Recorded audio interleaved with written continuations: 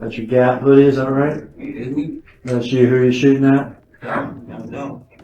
All right, now back it up again. One of the individuals involved in the murder of young Dolph has been recorded admitting to the crime. He has additional information to share, including details about Yo Gotti's involvement in the scheme and the identities of others on the list. It is evident that those in the streets are not pleased with his cooperation, and he may need to remain vigilant for the rest of his life. Let us delve into the incident that sent shockwaves through the community and the conflict that ignited it all. The streets of Memphis, Tennessee are serious about authenticity, and even in a city accustomed to turmoil, nothing impacted the scene quite like the events of that November day in 2021. We are discussing the outright assassination of one of the most genuine figures in the industry, young Dolph. This was not merely a random altercation that escalated. Rather, it was a situation that had the entire neighborhood buzzing, the city grieving, and the hip-hop community pondering a significant question. How did it reach this point? On November 17, 2021, the 36-year-old rapper known as Adolph Robert Thornton Jr. was shot and killed in broad daylight at Makita's Homemade Butter Cookies, a location he frequented for his favorite snacks. This was not a late-night incident in a secluded alley. It occurred in the middle of the day, in plain sight, with no concern for witnesses or potential repercussions. Young Dolph was not merely another artist striving to escape his circumstances. He was a bona fide legend in Memphis, a self-made millionaire who established his paper route empire from scratch without yielding to anyone. The assailants fired 22 rounds, 22 shots, my friend. This is not just murder. It is overkill, a deliberate message, an example being made of someone. The surveillance footage captured the entire event, showing two men in ski masks arriving in a white Mercedes, exiting with firearms and opening fire while Dolph was simply attempting to purchase some cookies. After they emptied their clips, they left as if it were inconsequential, resulting in a city in disbelief and a community seeking answers regarding who could commit such a heinous act and the reasons behind it. The Memphis Police Department was not taking this incident lightly. Within a few months following the murder, law enforcement had apprehended 4 suspects and charged them. Justin Straight Drop Johnson and Cornelius Smith were identified as the shooters who executed the act, while Hernandez Govan was labeled by federal authorities as the mastermind orchestrating the entire operation. Additionally, Jamarcus Johnson, who is Justin's half-brother, was accused of assisting the shooters in their escape and collecting the payment for the hit. The judicial system was beginning to take action, with arrests being made. However, anyone familiar with the dynamics of the streets understood that these 4 individuals likely did not represent the complete narrative. Someone had a motive to eliminate young Dolph, and the pressing question on everyone's mind was who instigated these individuals to carry out such an act. To truly comprehend the events that led to young Dolph being shot, one must delve deep into one of the most intense rivalries in Memphis rap history, the ongoing conflict between young Dolph and another prominent figure, Yo Gotti. This was not merely a matter of social media disputes or subtle jabs in songs. This feud was profound, personal, and spanned several years, involving various crews, record labels, shootings, and ultimately a body count that encompassed some of the most esteemed names in the city. This conflict had tangible street repercussions where individuals on both sides were prepared to act at any moment, and the atmosphere was so charged that it felt palpable whenever their names were mentioned together. The entire situation began around 2014 when young Dolph was rising in the industry and gaining recognition through his independent efforts. Yo Gotti, whose real name is Mario Mims, was already a well-established figure in Memphis with his music collective, CMG label, and allegedly attempted to sign the younger rapper. On the surface, it appeared to be a clever business strategy with a seasoned veteran attempting to recruit a promising young talent into his fold. Yet, Dolph was not interested. He had his own aspirations, his own paper route empire that he aimed to establish, and he was not willing to become just another artist on someone else's roster, subject to directives on how to operate. Dolph sought to be his own leader, manage his own masters, and earn his income on his own terms, which is a commendable stance, even if it did not sit well with some individuals. However, it seems that Yo Gotti did not handle the rejection gracefully. As per Dolph's own account, the individual transitioned from being his most ardent supporter to his most vocal critic after the deal was declined. In 2016, Dolph even tweeted about this, stating, "Dude went from being my #1 fan and wanting to sign me to being my biggest hater." That tweet encapsulated Dolph's sentiments, illustrating how someone who once expressed admiration and respect had suddenly changed and begun to act strangely. Once Dolph Dolph made it clear that he would not conform. In the streets, when someone betrays you in such a manner, particularly over business and pride, it can lead to perilous situations very swiftly. The conflict did not remain subdued for long, as both artists began to exchange barbs in their music, and it escalated quickly. In 2016, young Dolph released an album titled King of Memphis, which directly challenged Yo Gotti's long-standing assertion to that title. However, the most audacious moment occurred in 2017, when young Dolph unveiled Play With Yo Bitch, a track that aggressively targeted Gotti and held nothing back. Dolph asserted that he had intimate relations with the mother of Gotti's child, featured a Gotti lookalike in the video being ridiculed, and the cover art displayed missed calls from Ho Gotti baby Moma. Such disrespect is not something that can simply be overlooked in street culture. It is the kind of violation that compels individuals to react with more than mere lyrics. When engaging with individuals who possess genuine street connections and access to firearms, this level of disrespect can swiftly escalate into a lethal situation. The whole world never say that when they egging on the beat. When everybody put on a song, everybody egging out, nobody don't be saying that. We feel like that right now. The global audience does not voice their concerns when they are inciting conflict. When a song is played and everyone is hyping it up, no one is expressing those sentiments. We are currently experiencing that feeling. This is the moment when the conflict transitioned from a rap rivalry to a genuine street feud. In Memphis, a city characterized by its profound gang culture and territorial loyalty, these public insults extend beyond platforms like Spotify and YouTube. They carry tangible repercussions. Disrespecting someone with real shooters on their side, or challenging an individual's reputation in a city where street credibility is paramount, inevitably leads to a situation where someone will opt to resolve matters through street means. Regrettably, this is precisely what transpired, not just once but on several occasions. The first significant event occurred in February 2017, during the CIA tournament weekend in Charlotte, North Carolina. On February 25th, young Dolph's bulletproof vehicle was struck by over 100 rounds in what was evidently a planned attack. Someone was determined enough to fire 100 rounds into his car, and the fact that Dolph emerged unscathed was nothing short of miraculous. This survival was attributed to his foresight in having the truck armored. However, the violence did not cease there. Merely 7 months later, in September 2017, young Dolph was shot multiple times outside the Loews Hollywood Hotel in Los Angeles. This incident was significantly more severe. He was in critical condition, battling for his life. Initial reports identified Yo Gotti as a person of interest due to his presence at the same hotel, but the LAPD promptly clarified that he was not a suspect. One of Gotti's associates, Corey McClendon, was apprehended for attempted murder. However, similar to previous instances, he managed to prevail in court. It appears that the third time was indeed the charm. The trial involved snitching and shocking allegations. When Justin Straight's trial against Johnson finally commenced in September 2024, nearly 3 years after young Dolph was tragically killed, every individual in Memphis with ties to the streets was intently focused on that courtroom. This was not merely another case from the hood where an unknown individual was implicated. No, this trial had the potential to unveil some influential figures within the Memphis rap game. Johnson was charged with first-degree murder, conspiracy to commit first-degree murder, and possession of a firearm as a felon. These charges, if one were to be convicted, could result in spending the remainder of one's life behind bars. The prosecution, spearheaded by Shelby County Assistant District Attorney Paul Hagerman, presented a plethora of evidence. They possessed surveillance footage depicting two masked shooters exiting a white Mercedes and firing their weapons, while Dolph was inside the cookie shop. Additionally, they had phone records placing Johnson and his co-defendants in the vicinity at the time of the incident. Ballistics evidence also connected the firearms used in the murder to the suspect. Since our last interview,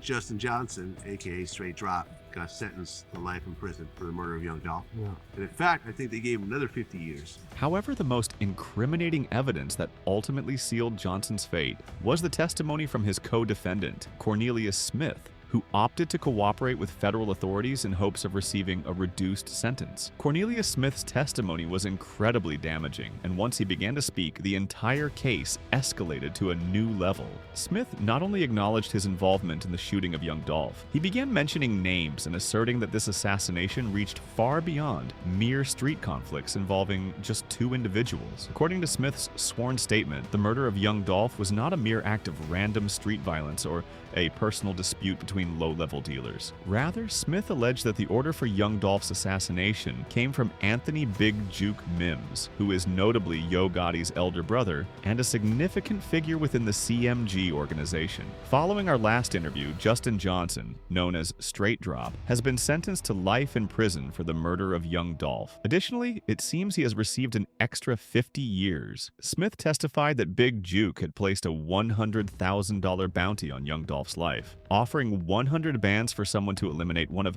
Memphis's leading rap artists. Based on Smith's recounting of the events, the funds were intended to be divided. Both he and Johnson were to receive 40 racks for executing the act, while Hernandez Govan, the alleged mastermind who supposedly orchestrated the entire operation, was to receive 20 bands for his role in coordinating everything. You know Big Juke? Yeah, Juke was my boy. Oh, that was your friend. Yeah, that was my boy. Well, in the trial, in the Justin Johnson straight drop trial, they say that Juke had a 100K hit on Dolph. Smith even asserted that he and Johnson had meetings with Big Juke himself in the weeks leading up to the murder to strategize how it would unfold, and that after they successfully killed Dolph, they contacted Big Juke via FaceTime to confirm the completion of the job. However, Smith's testimony became even more intriguing when he alleged that someone associated with CMG paid 50 bands for his legal expenses after his arrest in January 2022. According to Smith, he could not pinpoint exactly who issued the payment, but he was insistent that the funds originated from CMG, implying that the label, or at least someone linked to it, was attempting to safeguard and support those who executed the hit. If this is indeed accurate, it would suggest that this situation involved more than just an individual ordering a hit. It would indicate a wider organizational involvement, potentially even leading to charges of obstruction of justice or accessory after the fact that could extend much higher up the hierarchy. Are you familiar with Big Juke? Yes, Juke was my friend. Oh, was that your friend? Yes, that was my associate. In the trial concerning the Justin Johnson straight drop case, it was alleged that Juke had a $100,000 contract on Dolph. However, this is where matters become complicated. The defense attorney for Justin Johnson, Luke Evans, aggressively challenged Smith's credibility. Evans contended that Smith was fabricating information or embellishing facts to secure a more favorable deal from the prosecution. He referenced a letter that Smith purportedly wrote to his family while incarcerated, in which Smith allegedly confessed that he would say anything to avoid spending the remainder of his life in prison. If that letter is authentic, it significantly discredits Smith as a witness and raises doubts about the reliability of his statements, suggesting he may have been merely providing the prosecutors with the information they desired to protect himself. Furthermore, Evans pointed out several significant discrepancies in Smith's account, particularly regarding the financial aspects. Smith testified that he was promised $40,000 for his involvement in the murder, yet he acknowledged that he only received a total of $800, $500 initially and an additional $300 later. Despite these issues regarding credibility, the jury accepted the prosecution's narrative. On September 26, 2024, Justin Johnson was found guilty on all charges: first-degree murder, conspiracy to commit first-degree murder, and possession of a weapon as a felon. The verdict was delivered following the jury's examination of all the evidence, including the surveillance footage, phone records, and Smith's testimony. Despite its numerous issues, Johnson received a life sentence, which in Memphis equates to a minimum of 51 years in prison. Currently, he is approximately 30 years old, meaning that if he were to serve his entire sentence, he would be around 81 years old before he could be eligible for release, effectively ending his life as a free individual. How did you feel when Straight Drop got sentenced to the murder? I don't feel no type of way. I don't put myself in that like that. I kill myself. The complete truth regarding who was ultimately accountable for ordering young Dolph's execution, the unanswered questions, the street justice, and the cost of the game. One of the most significant unanswered questions pertains to the allegation that an individual associated with CMG contributed 50 bands towards Cornelius Smith's legal expenses. If this assertion is valid, and Smith testified to it under oath in court, it would imply a degree of organizational involvement that extends far beyond Big Juke merely acting as a rogue operator. Consider the implications of this. If CMG or someone within the organization was prepared to allocate such a substantial amount to assist in defending an individual accused of murdering young Dolph, it would suggest either direct participation in the murder conspiracy itself, or at the very least, a coordinated effort to shield those who executed the hit and prevent them from cooperating with federal authorities. Nevertheless, the specifics surrounding this purported payment remain frustratingly unclear. It is also also important to contemplate other potential explanations for how Smith's legal fees may have been covered, assuming they were indeed financed by someone other than himself or his associates. In Memphis's closely knit street culture, it is not uncommon for friends, associates, or even more distant acquaintances to assist with legal expenses for someone facing significant prison time, particularly if there is apprehension that the individual might turn informant and begin cooperating with law enforcement. Another concerning element of this entire scenario is the stark contrast between the alleged $100,000 bounty that Big Juke supposedly placed on young Dolph's life and the paltry $800 that Cornelius Smith claims he actually received. This is not merely a minor inconsistency. It represents a significant disparity, amounting to less than 1% of what was allegedly promised. A direct payment of only $800 was received for that action. Can you fathom the idea of taking a life and being compensated with a PlayStation and perhaps a couple of games? I am uncertain about the veracity of that claim. If you are an individual from the streets being offered $40,000 to eliminate a target, and after successfully executing the task, you only receive $800, it is reasonable to assume you would be enraged and likely seek revenge, or at the very least refuse to safeguard those who shortchanged you. Nevertheless, Smith chose to cooperate with law enforcement and testified against Johnson, all while asserting that he was cheated regarding the payment. This prompts a critical inquiry. Why would those who allegedly commissioned the hit, who supposedly had access to $100,000 and later spent $50 grand on legal expenses, underpay the actual shooters to such an extreme extent? One potential explanation is that the $100,000 figure was always exaggerated or entirely fabricated. This is nonsense. Alternatively, it is possible that the full payment was genuinely intended, but never materialized due to Big Juke's death just 2 years following the murder. Or perhaps making the complete payment could have generated a paper trail that might be traced back to the individuals financing the operation. Regardless of the true explanation, the fact that Smith received only $800 for such a high-profile murder undermines the entire narrative of a meticulously organized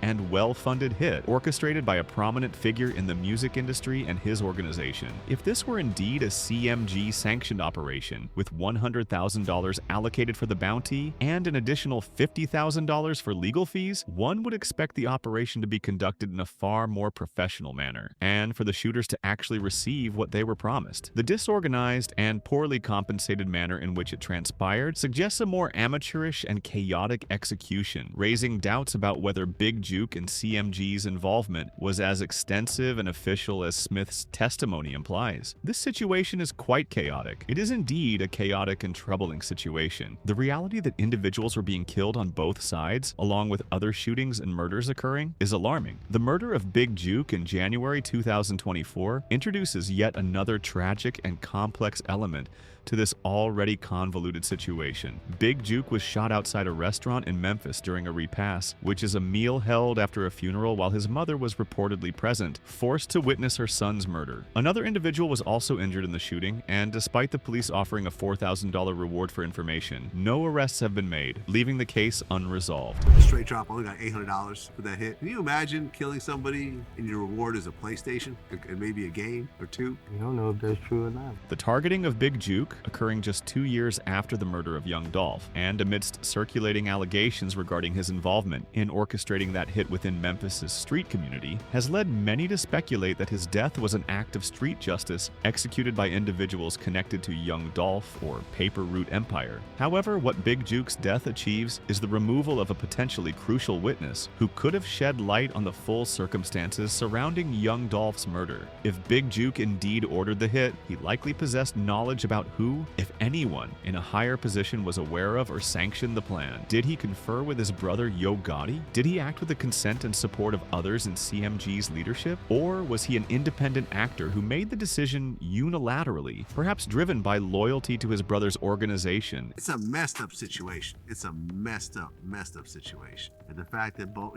people were getting killed on both sides, there was other shootings and murders that were happening, man. And a perceived need to eliminate what he regarded as a threat and a disrespectful rival? We will never obtain answers to these inquiries from Big Juke himself, as he is deceased erased, and whatever truths he held have perished with him. His murder has effectively silenced what could have been the key to unraveling the entire conspiracy and determining who should ultimately be held accountable for young Dolph's death. The broader issue that young Dolph's murder compels us to address is the lethal intersection of rap music, street culture, and violence within the community. The hip-hop industry and its enthusiasts share a complex relationship with conflict. On one side, lyrical competition and rivalry have been integral to hip-hop culture from its inception. The tradition of battle rap, the competitive spirit of asserting oneself as the best, and the use of diss tracks to demonstrate superiority or respond to disrespect are all part of this dynamic. These aspects have led to some of the most unforgettable and artistically significant moments in hip-hop. Conversely, when these conflicts involve individuals who are not merely artists, but are also intertwined with real street life, gang culture, and genuine criminal activities, the repercussions can be fatal. The distinction between entertainment and real violence becomes perilously unclear. But when it's egging on, it's all fun and games. When everybody promoting the beef against other rappers, they love it. That's the song you'll go watch, go listen to before you listen to his whole album. And what may begin as a promotional strategy or artistic expression can escalate into actual homicides. Indeed, individuals are engaging in violent acts. People suffer as a result of this. Therefore, why do I detest rap beef? I truly despise it. I loathe it. I have never witnessed anything positive arising from it. Not once. Young Dolph left behind children who will have to navigate life without their father. Big Juke left behind family members who witnessed his murder. The perpetrators and masterminds behind these crimes are either serving or will serve lengthy prison sentences, effectively ending their lives before they even reach middle age. And for what purpose? For pride? For respect? For a share of the Memphis rap market? For allegiance to a record label or a community? The price is astronomical, and any potential benefits, if they exist, are minuscule compared to the losses incurred. Do you have any idea how many people miss Dolph and Big Juke? Their contributions supported many, yet we, as outsiders, only reflect on this for a few days and engage with it on social media thereafter. However, their families, their children, their brothers, and their cousins are the ones who truly suffer from this situation. The harsh reality is that we may never fully uncover the entire truth regarding who should ultimately be held accountable for young Dolph's murder. However, we can assert with complete certainty that young Dolph's murder signifies a tragic loss of life and talent, the devastation of numerous families, and a stark representation of the lethal repercussions that can arise when rap conflicts intersect with street culture and genuine violence. Young Dolph was, by all measures, a gifted artist, a prosperous entrepreneur, a charitable community member, and a cherished individual who had triumphed over considerable challenges to establish an extraordinary career on his own terms. His passing deprived the hip-hop community of his artistry, deprived Memphis of one of its most notable and positive figures, and deprived his children of their father. While some measure of justice may have been achieved through the convictions of those who fired the weapons, the broader inquiries regarding the true motives behind his murder, the identity of the individual who orchestrated the hit, and the potential involvement of influential figures within Memphis's music industry remain frustratingly unanswered. Yet, some records were sold that the black man will not receive the financial benefits from. Thank you for viewing this video. If you wish to watch another intriguing video like this, please click on one of the boxes displayed on your screen at this moment. You know how many people miss Dolph and miss Big Juke? It fed a lot of people. But we just, you know, we as on the outside looking in, we just think about that a couple of days and whatever else on social media after that. But they families, they children, they brothers and they cousins, some people hurt for that.